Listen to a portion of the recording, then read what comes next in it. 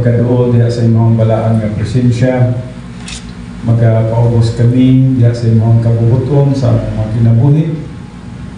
Wala kami mamahimo kung ang among mga kinabuhi wala mahasintro o wala mahiuyon diha sa imong kabubuton. Ug sa Father God, salamat nga ikaw kanunay nga nagauban o tagapahinumdum ka namo sa mga butang na espirituhanon, mga butang langitnon, mga butang na adunay value sa eternity.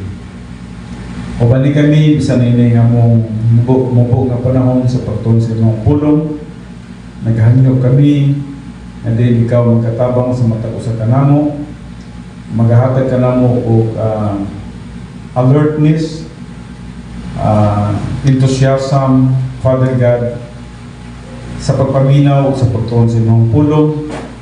Kay kini mao lamang ang makahatag ka namo og giya, makahatag ka namo og pagkinabuhi nga uyab diha sa imong kabubuton o pagkinabuhi nga malipayon. Pabalik kami nini gamay nga panahon, ang ginatugyan kining tanan, ginapasalamatan nga madawat, pinagi lamang sa pangalan ni Kristo Jesus. Amen. Okay, yes, dahil kita sa pagtuon sa libro sa pinadayag, apan aduna ko'y itiwas kadyot, isip akong nakita, adunay gamay nga naputol, atong itudlo sa atong higala, atong ilabay nga Domingo. O usa ka nindot nga pagtulon kadto, especially sa kanunay na itong ginatudlo, 1 Corinthians 3:11-15, no? And I just do hope na mag-focus kita sa pagtuon, no? Ayaw pag-relax, no? Kay kasagaran din kita magiging failure sa tuwang Christian way of life. Now, kanunay na itong ginatudlo kining Bema-Seat Judgment, tinuod yun.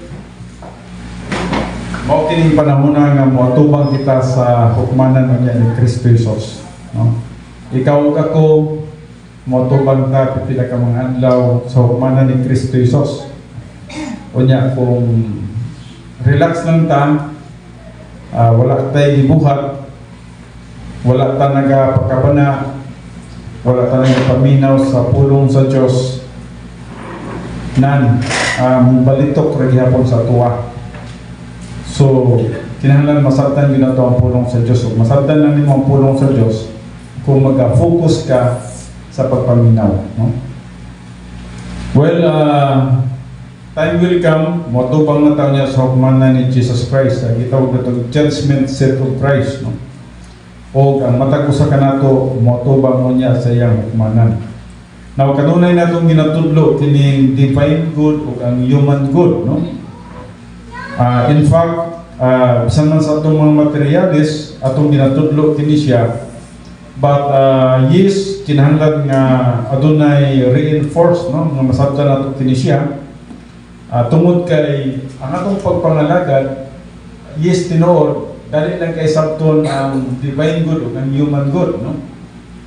But sometimes, dili kayo may apply sa atong pagkinabuhi kung dili nato kayo siya masabtan. So ako nitikap kadyo kini siya before kita moadto sa libro sa pinadayag. Taas man atong oras karon, no? So kinahanglan nga atong masabtan kini siya. So deeds of divine good, morning gitawag nato the good performed under God's grace power system are the gold, silver, precious stones. Morning una din. And then, that will be rewarded. May ganti na siya. The productions of the human good, benevolent deeds performed apart from divine power. So, katong wood, wood, hay, and straw, ako po itong ginatawag na human good. Yes, tinood ka na siya, wala ka na siya pulos dito niya sa Bema-Seat Judgment. O gi-explain ka na, klaro kayo ni Pastor Henry sa milabay nga Domingo. But atong tiwason kining sa divine good, tungod kay naputol kini siya, and then atong hatagan o pagtagad kini siya, no? I do not know kung di kinahanglan pa ninyo to balik tong human good, itong wood, hay, and straw, no? Ako lang siguro i-recap sa makadyot. Ang wood, naghihiskot ganito siya may tungod sa atong pagpangalagad sa Ginoo, natay sala, pero nagpatinumanon ta sa kanang gitawag na to mga balaod sa yuta, moralidad, pero natay sala, we are in carnality. So gitawag siya og wood. Halimbawa, gusto din ka nga musunod sa mga balaod sa gobyerno, the laws of divine establishment, imo ang ginasunod na, no? Ginasunod mo na. Dili ka, yapin na lang nato ng paglabay ng basura na imbis mulabay yung basura sa kalsada, di na ka mulabay yung basura sa kalsada kay nagsubay ka sa balaod. O, ito na ito ka ng mga traffic lights, imong ginasunod kay dili ka gusto mong subak sa balaod. Gitawag na siya og the laws of divine establishment. Nagmasinugtanon ta ni ana. Pero sa nagyan nagmasinugtanon ta ni ana nga we are in carnality, that means wala ta naka-rebound, we are not filled with the Holy Spirit. Gitawag siya wood. Gitawag siya wood, kahoy siya. So nag-ilustrar may tungod sa human good o sa morality sa usa ka tawo nga nagasunod sa mga balaod sa yuta. So gitawag ka siya wood. And then ang hay, unsa gitong hay? Ang hay naghisgot may tungod sa illustrates deed works. Yan gitawag siya deed works, no? Now kung nakita, kung ang wood gikuha siya sa solon or sola, represent human good.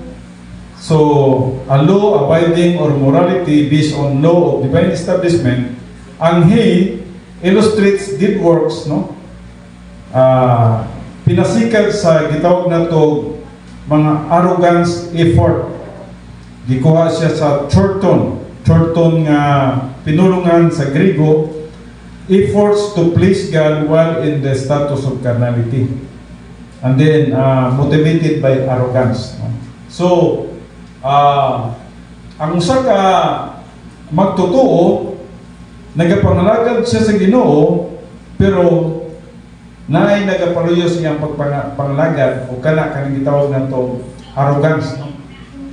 Arrogante, no? Murag siguro gusto niya ang approbation last, gusto siguro niya nga kamanday mo ng tracer, ang tracer bitaw, nakikita ko talaga tracer kanang mag-giok sa humay nga pag giok niya sa humay niya na ang binhi musulod dito sa sudlanan, pero ang mga uhot manglupad, no? Ang uhot manglupad. So it illustrates arrogance, no? Nga sa dihang mga manglupad na sila dito, lagyo ka sa luparan, mao po na ang illustration sa gitawag na to hay, no? Nangalagad ka sa Ginoo pero wala na, no? Manglupad na siya, no? So ang straw, nag-discuss siya metungod sa production of evil, no? Gikuha sa Griego nga pinulungan kalamin, no? So cosmic panaceas which attempt to solve the problems of life apart from the grace of God. So bisan man sa laws of divine establishment, no?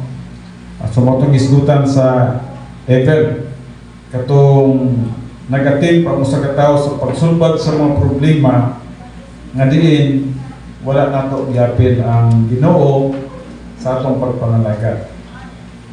Now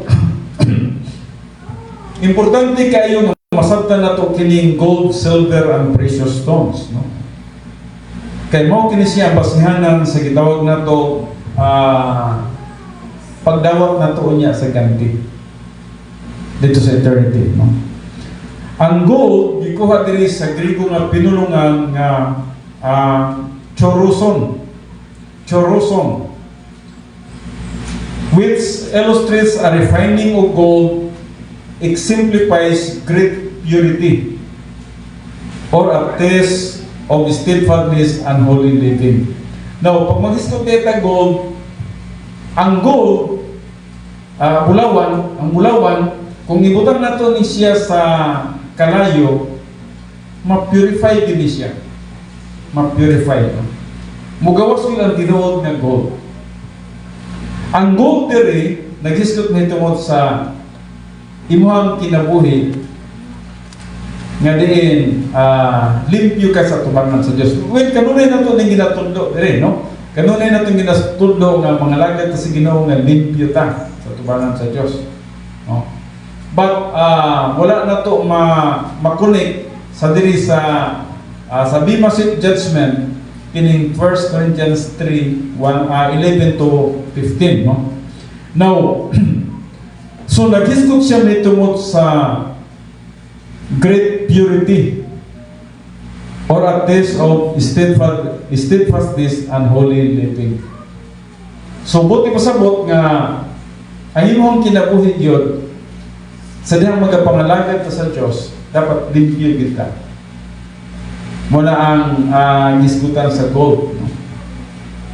There is no production kung dili gold ang atong life. There is no purity.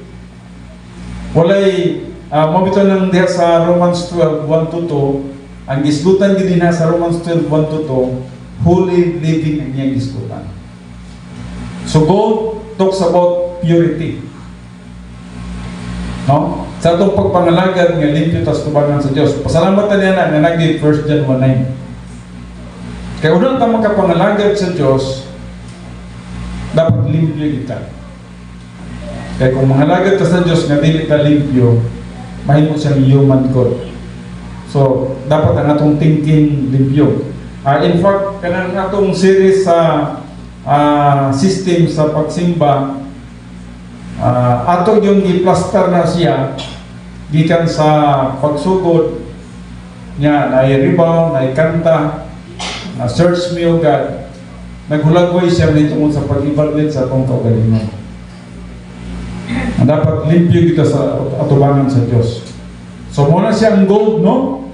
Refining of gold exemplifies great purity or a test of steadfastness and holy living. Nawan hita karon sa silver. Well, itudlo man po ni Pastor Henry, I do not know, kasi nagkakuha siya sa mga materials ni Joe Griffin, no? Kaya Joe Griffin din siya nagkakuha sa mga materials.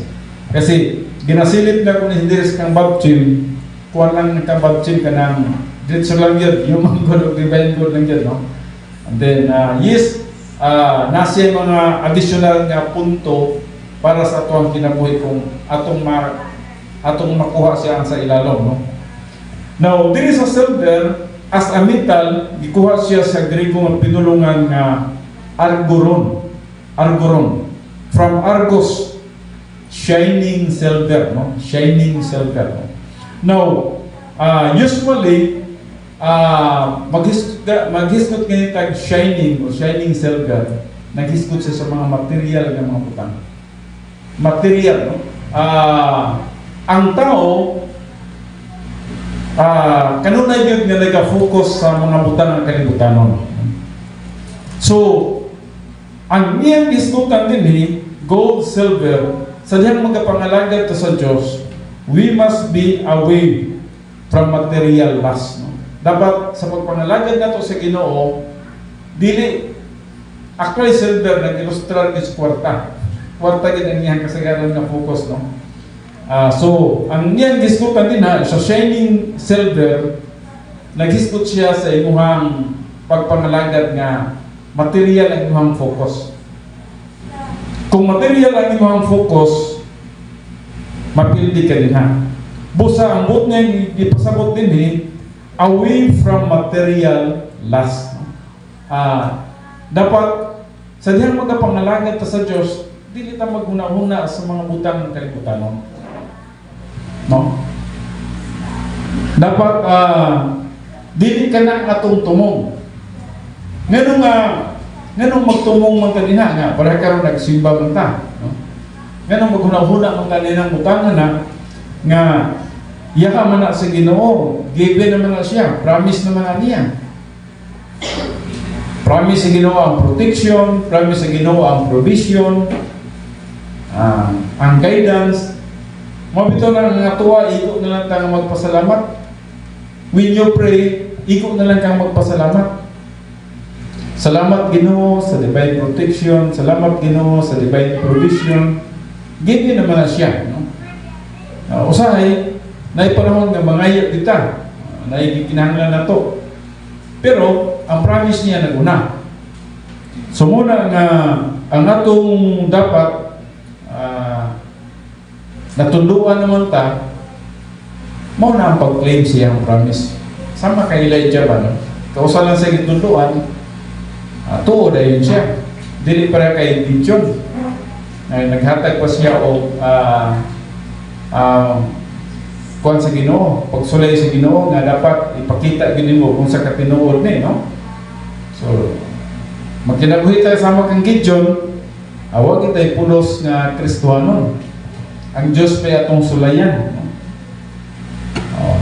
Ang sa ito'y gisulay sa ni Gideon sa Diyos, butang siyang balhibo dito sa altar, no? Yang gipatong balhibo sa mga karnero niya, daingon siya, una niyang pagsulay sa Ginoo nga kung mabasa na nini tinuod ang imong sad. Sunod niyang kuan, gibaliktad na po niya nga ang ilalong mo na po'y mabasa. Grabe ang iyang kuan, no? Grabe ang iyang pagtuon na kabis o unsa ang buhaton sa Diyos. Kaya gilahan dito, murag kung sa iyang makita, mo giihang pagkatuuhan. Dili para kay Elijah nga pagsulti sa Ginoo, nag-drought karon, pero kaya nagsaad ko ninyo og ulan, ato dayon si Elijah. So, ang pagtuon ni Elijah, kausalan, once kasultian siya, tuon na siya. Pero ang kay Gideon, wala siya motuo. Kung gamiton ko ni mo Ginoo, nagay proba, kinahanglan na nakoy gustong makita gikan nimo, no? Pero tungod sa kagrasyoso sa Ginoo, kuan gyapon, no? Iya gyapon gisunod ang sistema ni Gideon para na si Gideon yun magmatinuohon.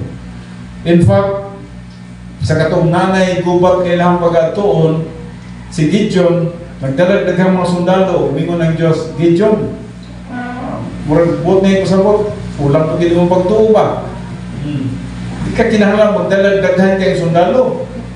Reduce to the lowest term ta, no? Kinahanglan pababa ta. Ang pagsalig sa Ginoo mo itong tuhan, dili kay magsalig ta sa kadaghan sa itong sundalo. So kilatoy yung gidala permero 300,000 hantod nagpababa. Ang Diyos mingon, kaya ganyan mong sundalo nga kuwan, dalog sa panggubatan. So ang atong pagpangalagad yun is nakaangkla diya sa pagtuo sa atong gamahanan ng Diyos. Mutuo man siguro ang tanan nga gamahanan ng atong Diyos, di ba? Huwag man kayo kaduha-duhaan diya sa iyahan. Dapat kausalan ta istoryahan tuo na ta. O dapat musalit ta sa iyahan. So, yun na ang nahitabo kang Gideon. Yes, sa doctrine sa prayer, isiris ka na ni nindot ka ng subject ka, no? I do not know kung nga ba mo yung mga books sana, no?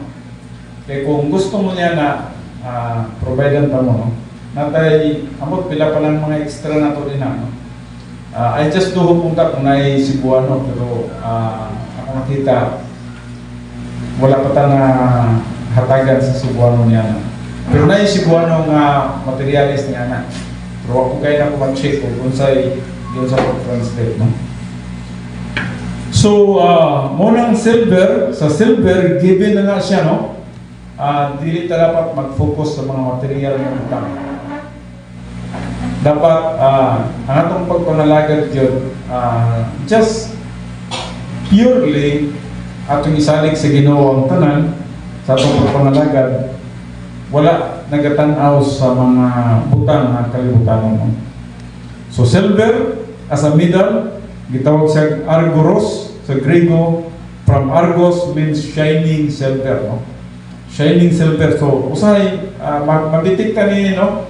Kining kanindot sa mga butang na atong makita sa kalibutan. Daghan kayo, kanang gitawag na multicolor. So, once nga, ang mga pagpangalagad, once nga ang atong pagpangalagad, na isambog nga gitawag na to gi-after sa mga material ng mga butang na panalanginan, ma-full siya sa silver. So dito siya mahulog sa pagpangalagad niya silver nga din atong gitanaw dinha nga dili unta dapat mahitabo sa atong pagpangalagad, no? Dili dapat mahitabo ang mga material ng mga butang. Ang naunta sa tuwa nga mugo away kita from material lust. Mao ginang katuyuan, no? Gold, silver, ano yung pagpangalagad silver na to, no? So away from material lust, no? And then ay ikatulog kining gitawag na to precious stone. Gikuha siya sa Griego nga pinulungan litos ang sa gitawag stone. And then ang sa precious gitawag siya timios, no? Litos o timios. Now, naibulog kita nga Jesus as the chief stone in the building. Gitawag siya din sa 1 Corinthians, no? The foundation of the building sa 1 Corinthians 3 verse 10 and 11. So meaning, when we build our service and work, our pure motivation is just for the glorification of our Lord and Savior Jesus Christ. So ang precious stone, kaya gisgutan, naghisgut siya mitungod sa imong pagpangalagad, unsa mo gyud imong motibo, unsa mo gyud purpose nimo sa imong pagpangalagad. Nga mahimaya ang Diyos. Precious stones. Munang bililhon nga bato.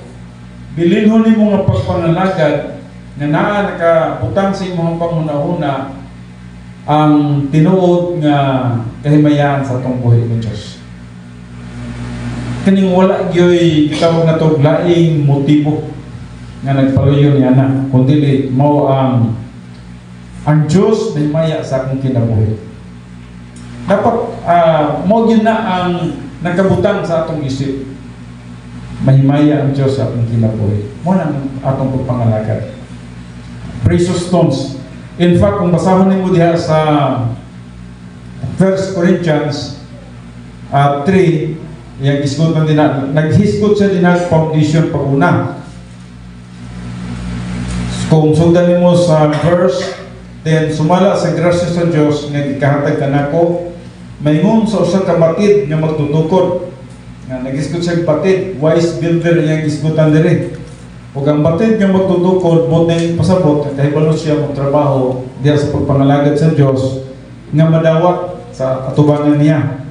Ako mao ang nagpahimutan sa patukuranan ug ang lain tao mao ang magadukod ibabaw niini apan magbantay hinuon ang matag usa kung unsaon niya sa pagtukod ibabaw niini. Magbantay daw tao kung saan to pagtukod. Magbantay daw tao kung saan na to pagpangalagad. Kung hindi ka magbantay sa imong pagpangalagad, basig palpak, no? 11, mo niyang gingon, kaya wala na ilaing patukuranan may kapahamutang panibisan tinsa gawas sa kapahamutan nga mao si Jesucristo. So sa to pa sa imo din pagpangalagad, wala laing nagpaluyo sa imong pagpangalagad sa Ginoo, kundi mao nga mahimaya ang Dios nining akong pagpangalagad karon. Either nagsimba ka, either naghatag ka, nagtabag ka sa imong isig ka tao, mao ka na ang katuyuan niya anak, no? So, kung ang Diyos mahimaya sa imong kinabuhi, nagpasabot nga ang imong kinabuhi, nagasunod sa kabubuton sa Diyos. No? Mahimaya ang Diyos sa imong kinabuhi, nagpasabot nga you are in fellowship with God. No? Ang Diyos mahimaya sa imong kinabuhi, buti pasabot, wala ka nagka-focus sa mga butang. Ako sa mag-istoryahan na yung minidising, magana ko sa iyang sa diyang nagahinahinay yung pagtubo ang atong pagtuo, no? When your faith really grow, when your trust sa pagkagamhanan sa Diyos nag-grow, ang material ng mga butang dili na yun kuan ba? Dili na yun ni mo ginaapas. Pero mahibulong ka ang material ng mga butang mo abot. Mo abot yun. Dili gid kaduha-duhaan ng Diyos niya. Dili kaduha-duhaan niya. Kuha na gina siya. Proven and tested gina siya. Pero kung wala nagkadimaw ang imong kinabuhi, dapat i-correct nimo. Kinahanglan i-correct nimo. Asa to nakita nimo nga problema sa imong kinabuhi, asa nakita nimo nga dinhi nga area kulang pagid ko, i-correct, just correct it. I-correct na siya, no? Kaya ang Diyos ang nahibalo sa tanan, no? Just remember, given na sa tanan, no? Ihatag na tanan sa Diyos. Ang atuan na lang, unsaon na to nga magapangalagad ta correctly in the sight of God. Insakto ang atuang una, dimpyutas tubangan sa Diyos. Kanunay naman ako nag-i-explain sa inyo, no? And then, it signifies gold, no? Sa pangalagad sa Diyos. Kung ang imong kinabuhi, limpyo sa tubangan sa Diyos, pure, that's gold. Unang silver, amo ng gold. And then, ang silver katong awi ka, no? Wala ka nagatanaw sa mga kalibutanong butang sa imong pagpangalagad sa Diyos. Mo din ang natin mabasahan sa Biblia nga gihimo nilang ang ilahang tiyan daw mo ang Diyos. Ang sabot-sabot gihimo nila ilang tiyan ni ilang Diyos. Sabot nga nangalagad sila sa Diyos parang nasila'y makaon. Dili ka na mo itong motibo, no? So, para lang na mabusog ang ilahang tiyan, so mangalagad sila sa Diyos. Dili ka na, no? Given na siyang paghatag sa Diyos. Kung atong sabton, dili gyud nagabase sa gitawag na to kalibutanong butang ang atong pagpangalagad. And then, ang katong precious stones nga ang tumong lang yun na to, tuyo sa itong pagpangalagad nga mahimaya siya. Okay ba? Wala naman tayo problema niya na. Klaro naman na siya, no? Wala ka pasig na pa'y mga bigil yun diha, no? Kasi usahay na manggoy mali nga mga motibo sa itong pagpangalagad. And just remember, ang atong ginabasa kanunay, Hebrew 4:12 o 13 nga sa mata sa Diyos. Walay mga butang na dili makita sa mata sa Diyos. Ang tanan, dayag. Ang dayag sa mga mata. O sabi masit judgment, makita ko tanin tanan.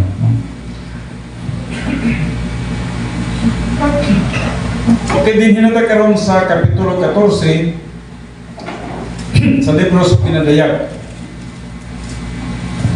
So, Sugdan nato sa versikulo 1. Unya mitanaw ako o kaniya karon diha sa bukid sa Sion nagtindog ang kordero.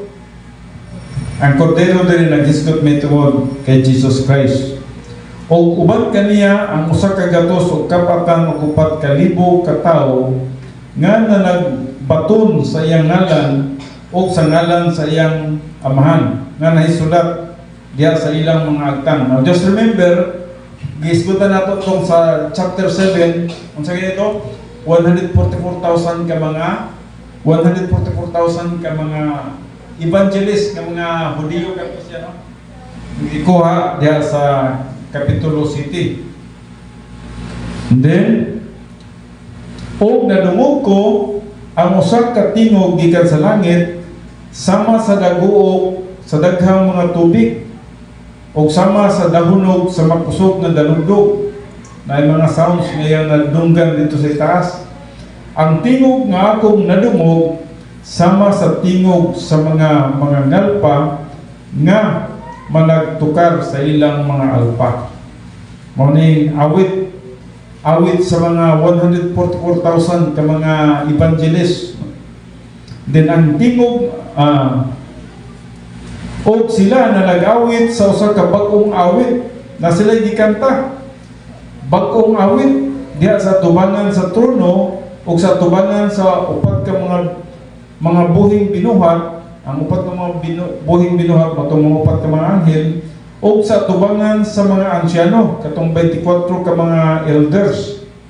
Walay laing nakakatong sa maong awit gawas sa usa ka gatos o kapatan o 4,000 nga gilukat gikan sa yuta. Katulang sila ang makakanta maghibalo nini tong 144,000 nga mga evangelist sa pagsugod sa 7 years tribulation. Mao kini sila ang wala mahugaw tungod sa mga babayi. Bot pasabot wala ni naga-compromise. Sanlit mga maputli man sila. Maputli. Bot pasabot nagkasunod sila sa kabubuton sa Dios o sila nahimong luwas sa pagsugod yun sa 7 years tribulation. Mao kini sila ang nagsunod sa kordero bisan asa siya mulakaw.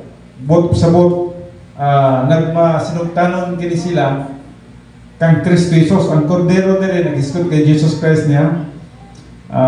Mao ni siya ang nagkakuha sa tanang sala sa katawan sa kalibutan sa John 1:29. So mao kini sila ang nagsunod sa kordero bisan asa siya mulakaw. Kini sila gilukat gikan sa katawhan ingon nga inunahang mga bunga alang sa Dios o alang sa kordero. So ang inunahang bunga nagpasabot mga magtotoo kini sila at the beginning of the 7 years tribulation. O sa ilang mga baba wala hingkaplagang bakat kay sila wala may lama. So nagkinabuhi kini sila bisan man sa kalisod sa kalibutan sa 7 years tribulation. Sa gihapon nagkinabuhi sila nga kuan gitawag nitong matarong. Wala na kinabuhi sa gitawag nato pagkakompromiso o pagpakasala.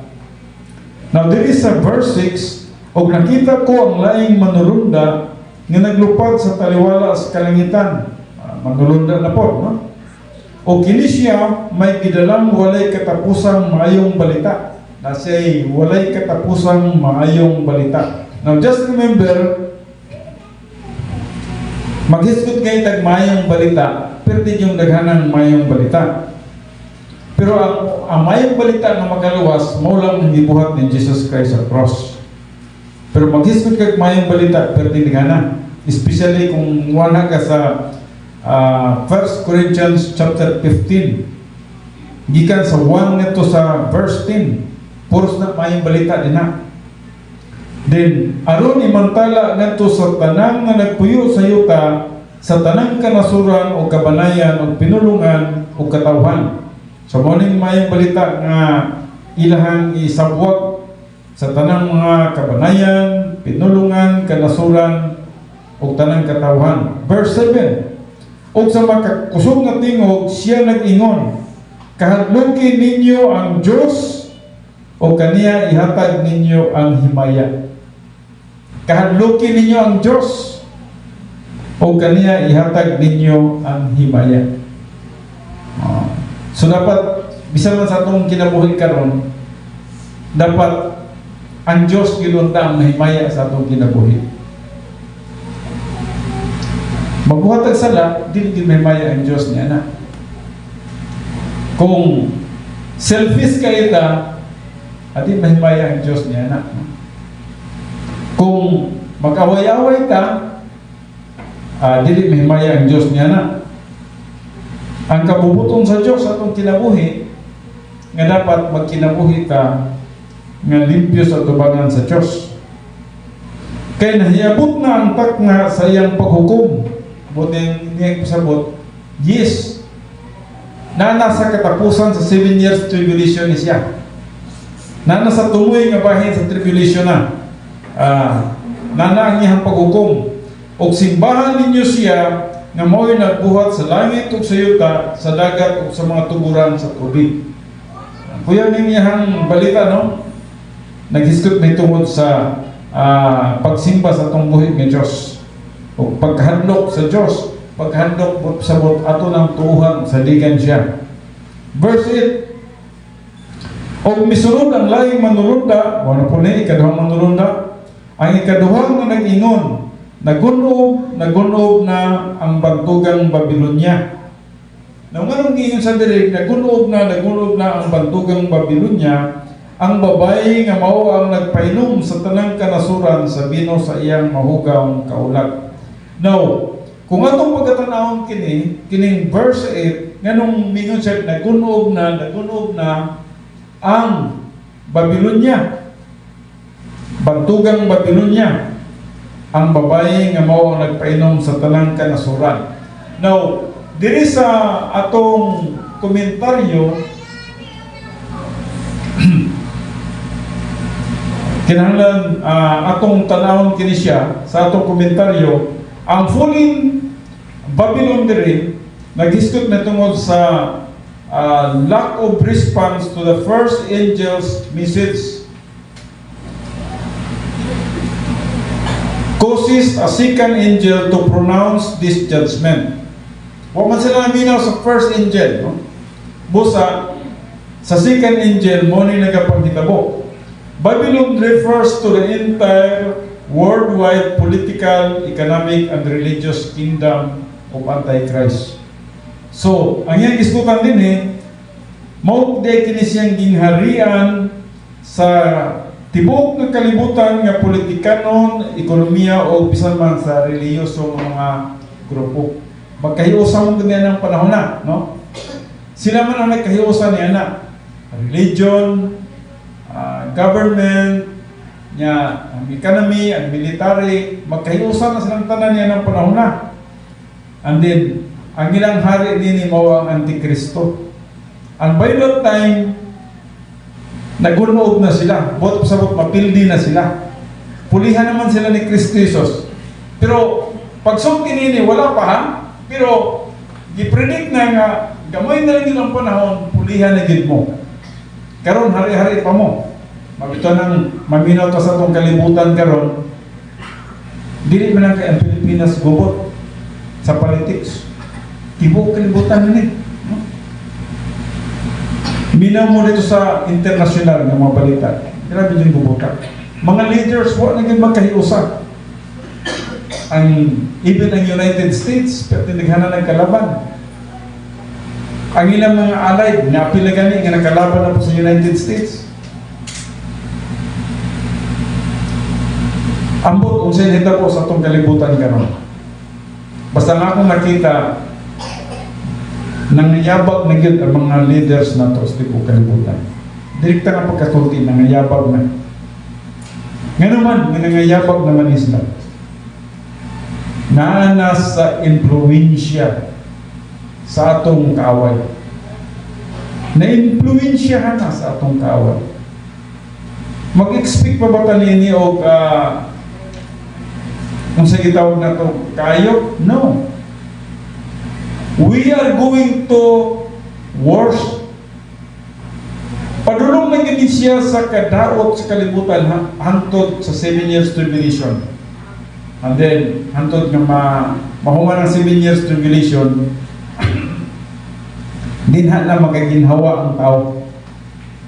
Gikan karon hantod sa 7 years tribulation, ang tao halos ang ginhawa niya mupo lang kayo. Murag kanang magsitag pangayo ng brato ang bugas, ayan ang pangayo niya na selfish ang kalibutan. Mabuhay ka lagi, bisag pag mabot ang 100 ang bugas, pagkaunon lagi ka sa Diyos, musalig ka lang sa iyahan. Now, falling Babylon, tungod kay kining mga katawhan sa kalibutan is lack of response to the first angel's message. Nagpahibalo na ang first angels nga kahadlok ninyo ang Diyos, pero wag sila kahadlok sa Diyos. Alagari ninyo siya, wala nila alagari ang Diyos. Simbahan ninyo siya, wala silang gabuhat niya na. Busa diri sa ikaduhang mensahe sa ikaduhang anghel, mingon siya diri sa verse 8, og misunod ang laing manulunda ang ikaduhang nagingon, nagunob na ang bantugang Babilonia, ang babay nga mao ang nagpainom sa tanang kanasuran sa bino sa iyang mahugaw kaulag. So mao maning Antikristo nga diin i-mix niya ang ekonomiya, ang religious, ang gobyerno, ang military, hiusahon niya ning tanan, and then ang mga tao ilahang dahon. Lipaton nila ang mga tao. O mo ning dagan sa atong panahon karon, no? Ang mga katawhan, ang mga leaders sa tibuok kalibutan, di na gyud magkahiusa o wa na magkatimaw, no? Nagkayabag-yabag na ang dagan sa kalibutan, no? Now, for details of this fall, the original city of Babylon was the birthplace of idolatry, where the residents built the Tower of Babel. Sa unang mga panahon, nagsugod din siya sa itong Tower of Babel. Mao na sa Babylonia gyud. Nga diin dito nagasugod ang gitawag na tong religious activity nila, nga gusto na nila nga kabuton ang Diyos sa ilang kaugalingong pamaagi. Apan dili kabubuton sa Diyos nga makabot na to ang Diyos sa atong kaugalingong pamaagi. Dili human effort, dili human good. Dili na to makabot ang Diyos sa atong kaugalingong pamaagi. Ang Diyos ang ikanaog ng ikanato. Busa na divide ang pagtukod nila sa tower, awa mahit taboy, gunob, nagkalinlayan na ilang lingwahe. Imbis ang isa moingod, siguro ang puro man dito moingog. O sige, pagtungtong og bato. Ang isa dipukpok sa bato, dibungkag ang bato. So wag gid matukod ang ilang tower. Gi-divide sila, hatagan sila og nagkalalayan ng mga lingwahe nga dili na sila magkasinabot. O ang kabubuton sa Dios nga yes nagyoy missions. Mo nang natong panahon karon nagyoy nasod. May American, may Australia, may Pilipinas, may Japan, nagyoy nasod. And then pag-abot nila sa 7 years tribulation kay mubalik na po sila nga hiusaho na po ang kalibutan. Na ng panahon na. O mo na ning puntarya nila karon. So, such Tower of Babel, a monument to rebelliousness and false religion. Mamutod, dito man nagsugod ang gitawag piki nga religion. Such idolatry was subsequently spread when God confounded man's language and scattered them around the world. So, matong hitabo sa lingkin ng buhit, bungkag nilang itukod ng tower. Now, nilang panahon na, muaktim sila sa paghiusas tibuok kalibutan, apan nagisgutan din sa versikulo 8, mensahe sa ikaduhang anghel, nagunob na. Papildi na sila niya ng panahon na. And then, verse 9, o misunod ang laing manulunda ang ikatulo, nga nag-ingon sa makusog na tingog, kung adunay mosimba sa mapintas nga mananap o sa iyang larawan o pamarka sa iyang aktang o sa iyang kamot, siya usab bagainom sa bino sa kapungot sa Dios nga pagtagayon nga walay sambok, ngadto sa kupa sa iyang kasuko. Now, nganong giingon siya dinhi nga ang kasuko sa Dios nga walay sambok. Naghisgot siya may tungod sa hustisya sa Dios nga walay halo nga kaluoy o walay halo nga gugma. Ang hustisya sa Dios, hustisya gyud. Okay. May pabor man mo dinha man gyud mo spikas, pamarka man mo sa inyong agtang, hukman gyud mo based sa hustisya sa Dios. Og siya pagasakiton pinagi sa kalayo kasupri, diha sa tubangan sa mga balaang manulunda o sa tubangan sa kordero. Verse 11, og ang aso sa ilang kasakit magautbo hangtod sa kanturan, og sila dili makatagamtam sa pahulay sa mga gabi ug sa maadlaw. Sila nga mosimba sa mapintas nga mananak ug sa iyang larawan ug ang bisan kinsa nga minarkahan sa iyang ngalan. Nawala na tayo apil niya no? Kini katong makasulod ni sa 7 years tribulation nga magpamarka sila. Bote sa bot nga mituo sila.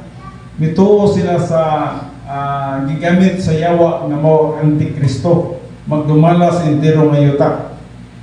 O musimba sila niya na. Kay kinsa mapudkoy dili musimba niya no? Nga di nakakapalit.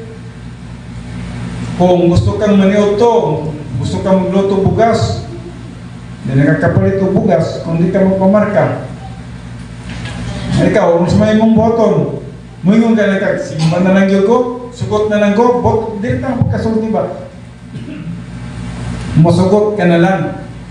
Siguro bisag dili ni mo gusto, pero kay gutom na kayo, na kay anak ng gigatas, di ka kapalit o gatas, mapugos kayo. Yan ang panahon na. Gawas lang kung imong pagtuon yan ang panahon na umayin ka. Patyan na lang po ninyo, basta din lang kung magpamarka. Kana. Lungguin na lang kung ulo. Pero ang problema po, basta hindi ka diritsuhon o lunggo sa ulo. Basit mapareha ka niya itong ipabagid-bagid sa imong lubot sa usak ka dako kayo nga blade. May nahinag hiwa ang mong lubot. Saan mo na? May lagmayog. Sige, kausahon na ni. Bundakan na ni sa iyang liog. Na kung hinahinayan ka, kamay pa ng samat sa iyang mayong ganag. Sorry, hindi na siguro ka. Grabing persecution na ng panahon na. May nagpusilon ka. Kung naipusil, nagatubang sa imo ha, mudagan ka, pusilan ako. Okay na siguro na. Hindi ka pusilon po, kay dakpon ka gyud. Dating disura na ng panahon na. Muna nga, ang mga tao niya ng panahon na, daghan kayong mga lingla nining Antikristo. Mabito ni paudahon ni sila kadto sa linaw ng kalayo. Kining Antikristo, kining false prophet. Mag-una ni sila sa impyerno ba? Mauna ni Satanas. Kasi si Satanas dito na siya ihagbong at the end of the millennium. 1,000 years ang gap nila. Pero gigamit lang ni silang Satanas. Pero sila yung mauna nito sa impyerno. Tungod sa kadaghan sa ilahang malingla. Tibok kalibutan nilang malingla ni anak. Kaya ang katong mga taong wala mo to, kuha naman to, nagtago-tago naman to, tuwa naman to sa mga langog, ang uban to sa bukid. Para nagawin magkaon, kay mag-isa, may impyerno tayo magpamarkata, so hindi na sa hindi mga tao din sa atong palibot, pero ng panahon na, mga dili, nagtuog ang Kristo nilang ginawag manluluwas. Yan, nakadungog sila na, kung magpamarka tayo, impyerno data, di na sila magpamarka nilang panahon na. Anay uban din na magpamarka, pero mas taghan niya na nakadungog, sigurado ko nga matintal din sila tungod sa kalisod sa panahon. Pero katong mingog nga dili gusto mo impyerno, mudagan ang bukid ba? Okay ra ko'y bata, pero na kay bata nagiguyod, napagay bata sa imong tiyan, ibutang buntis po siya, di ikaw nga asawa o bana, moingon ka na lang yun siguro. Pamaala na lang yun eh. Impirno na yun siguro kanini. Gutom kayo. Pasalamat na karon kita. Nagtuo na tayo ng karon pa. Kaya di tayo ma-appeal diha. We are not destined to rot, no? Sumala pa sa 1 Thessalonians 2, 9 and 10, no?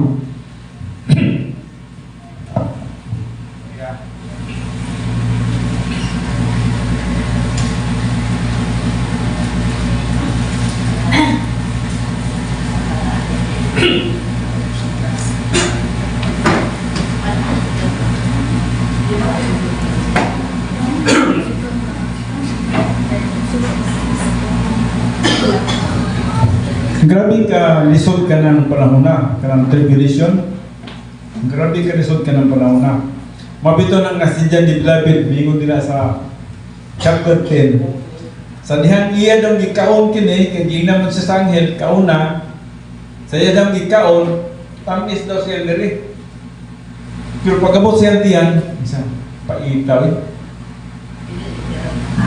Bot na yung pasabot nga, sa diyang basahon nimo ang libro sa pinadayag, kaya libro sa pinadayag, naghiskot may tungod sa 7 katuig ng kasakitan.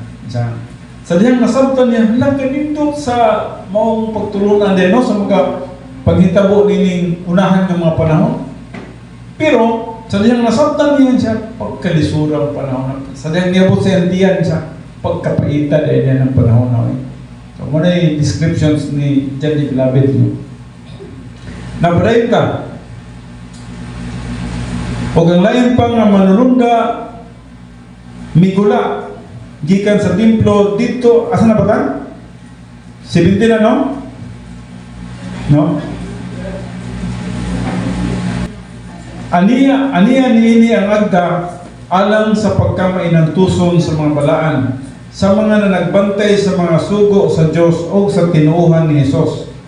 O nabati ko gikan sa langit ang usa ka tingog nga nagingon, isulat mo kini, bulahan ang mga mamatay nga sukad karon mga matay diha sa Ginoo.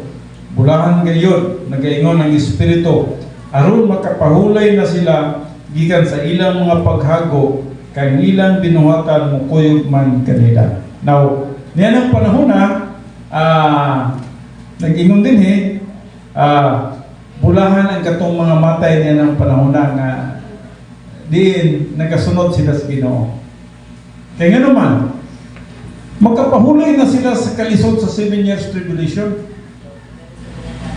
Di na sila magdagandagan, di na sila rin kinahanglag bugas, di na sila nagkinabuhis kahadlok, nga magsakpan sila. Kung mamatay ka din ha, nga nagatuo ka sa Diyos, bulahan. Bulahan. And then verse 14, unya bitanaw ako o ganiya karon dihay usa ka maputi nga panganod. Wow. Anong maputi man nga panganod, no? Naghisgot na ni may tungod sa pagpakita sa atong gamhanan nga Dios. O sa ibabaw sa panganod dihay naglingkod nga murag anak sa tawo, nga may purong-purong bulawan sa iyang ulo o usa ka mahait nga galab diya sa iyang kamot. Napaminaw pa kayo. Kinsa daw ni siya? Naghisgot mahitungod sa anak sa tao nga may purong-purong bulawan sa iyang ulo o nagbitbit siya usa ka mahait nga galab. Nagbitbit siya, nakabantay mo ka ng panggalab dito sa humay? Hayat kayo na. Pag-ana rin mo, usa kang bira rin mo na, kanang humay, putol na. So, nagbitbit siya, usa ka mahait nga galab. And then, verse 15, o gikan sa templo, migula ang laing manulunda, nga sa makusog na tingog, misinggit ngadto sa naglingkod sa ibabaw sa panganod, palihog ka ang imong galab, o pangani na, kay ang takna sa tingani nahiabot na. Sanlit ang alanihon sa yuta, hinog na kaayo. Naunsa man yung gisgutang ani din nag-ani sila o humay? No. dili humay ang gisgutan dili ang agyani nila. Nagbitbit sa galap o mingon ang anghel, ilabay na lang kato sa yuta. Kaya namang ilabay man sa yuta, anihan na ang tanan ng mga kapangha, anihan na ang mga dili magtuturo sa yuta, kaya niabot na ang takna. Kinahanglan na silang pag-aanihon, kay sila hinog na. Naabot pa sa bot, hinog na, insakto ng panahon na pag-aanihon ang tao. Imagine that, pila ka mga tao ang pag-aanihon niya ng panahon na? Pag-aanihon? So, ang galab, naghisgot may tungod sa pag-ani sa mga kinabuhi sa tao. And then, verse 16, o kang naglingkod sa ibabaw sa panganod, may palihog sa iyang galab, sa ibabaw sa yuta, o ang yuta gianihan. Imagine that. Ang yuta, kining kalibutan na, pag-aanihan na, bote pasabot, patay na, pamatyo na ang tanang mga naa sa yuta. 17, o ang lain pa nga manurunda migula gikan sa templo dito sa langit, o siya usab may mahayat nga galab. So napoy sa ka manurunda nga nagbitbit pud siya galab. Unya ang lain pa usab nga manurunda migula gikan sa halalan, ang manurunda nga may gahom sa pagbuot sa kalayo, o may mahayat nga galab, iyang gisinggitan sa makusog nga tingog nga nagingon, palihog ka ang imong galab, o pamutla ang mga bulig sa paras sa yuta, kaya ang mga ubas nini hinog na. Now, nga kayo sa bulig sa paras. Nakakita ba mo bulig sa paras? Abi, kanang grapes na lang. Kung magtanaw mo grapes, ang grapes bitaw nga, usa ka bulig niya na daghan kayo mga grapes. Oh, usa ka pungpong bulig. Oh, mura ka nang lumipot nga usa ka bulig, no? Ang iyang gisgutan din ang kalibutan murag usa ra ni sa ka bulig. And then putlon ang usa ka bulig. Imagine that. Ang sabi mo din ang panahon na. Murag sa panahon ni Noah, ang nabilin si Noah lang, hurot ang tanang tao sa kalibutan. So, ginanay ang mga paghitabo, no? Kaya ang ubas niini hinog na. Kung sa may ubas, nag-isgot na tungkol sa tanang katawhan nga wala magatuo sa Diyos. Verse 19, o kang manurunda may palihog sa iyang galab sa ibabaw sa yuta, o iyang gipamutol ang mga bulig sa para sa yuta, o giit sa kining ngadto sa dakong pigsalan sa kapungot sa Diyos. Asa ni giit sa niya? Yes, ang Valley of Jehoshaphat sa Jerusalem. Diin ang tanang mga sundalo sa tibok kalibutan, dito sila magpadulong sa Valley of Jehoshaphat, o dito ipang ang ilang kinabuhi dito mga matay. And then, verse 20, o dito sa gawas sa syudad, ang pigsanan gipanagiukan, o gikan sa pigsanan mibaha ang dugo na may kahabog nga musangko sa bukado sa kabayo sa gitason nga 3 ka gatos o kaluhaan ka kilometro. Pwede na kuha. Ang iyang gisgutan, ang dugo daw musangko sa bukado sa kabayo. Asa mong bukado sa kabayo? Hindi David, no? O dire, suwang, no? Tayo kagsuwang sa kabayo, ingunani katas, ang iyang description, ang dugo mubanaw. Yung sa kalayo ang iyang gisgutan, ang gitason nga 3 ka gatos o kaluhaan ka kilometro. Sa ito pa, kung 3 ka gatos ka kilometro, murag gikan diri padulog Jinsan, no? O unahan pa. Kay ang dinhi og Dios 60 man lang, no? Pila? So bali ang 300 kilometers unsa kalayo na? Coronadal siguro. Davao Coronadal. Mapuno na siya dugo. Ang gisgutan din, ha? Yang dugo pag yun musangko sa bukados kabayo. Naghisgot nito mo sa great slaughter ng mga panghitabo. Inganong inalaman. before magsugod, kasi before magsugod ang millennium, kinahanglan walay di magtotoo. Ang tanong di magtotoo, hurot gina sila. Magsugod ang millennium sa paghari ni Jesus Christ, nga walay usa ka dili magtotoo. Yun ang katas.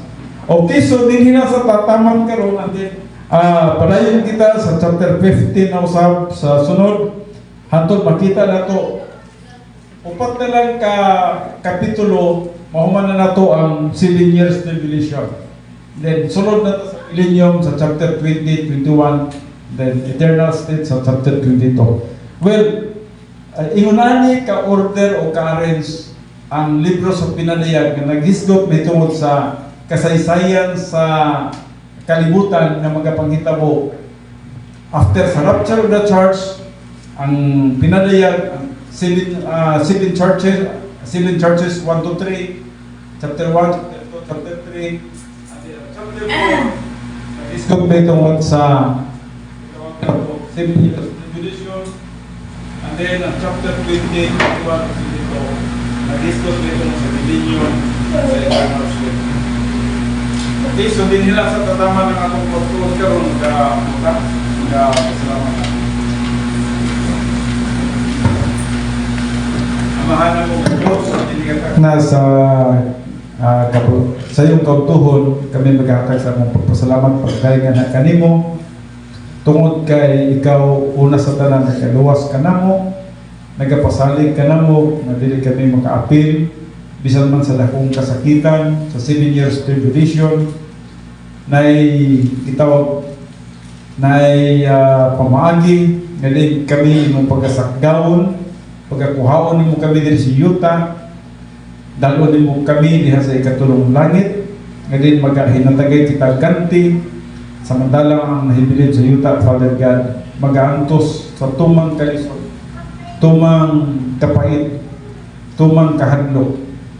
But Father God, we pray na ang among ng mga higala, mga parinti sa kalibutan, Father God, makakablag ang tao kaluwasan. Nagdiliw ta sila makaapil niya ng dakong kasakitan. Wala gid kami mahibalo kung sa kana magsugod, Father God.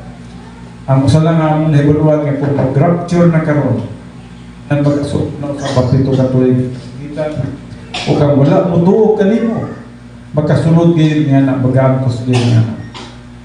Father God, salamat sa padayon ng paghimuno tayo sa iyong mga kanakan at agad kami dugang kapugi pagi kami sinabuhi na mahimong galamiton ito sa mga kapag-aritinang nagkaluwas. Pinay mong pag-ampo, paghagyaw, pinailag sa pagkakas ni Cristo Jesus. Amen.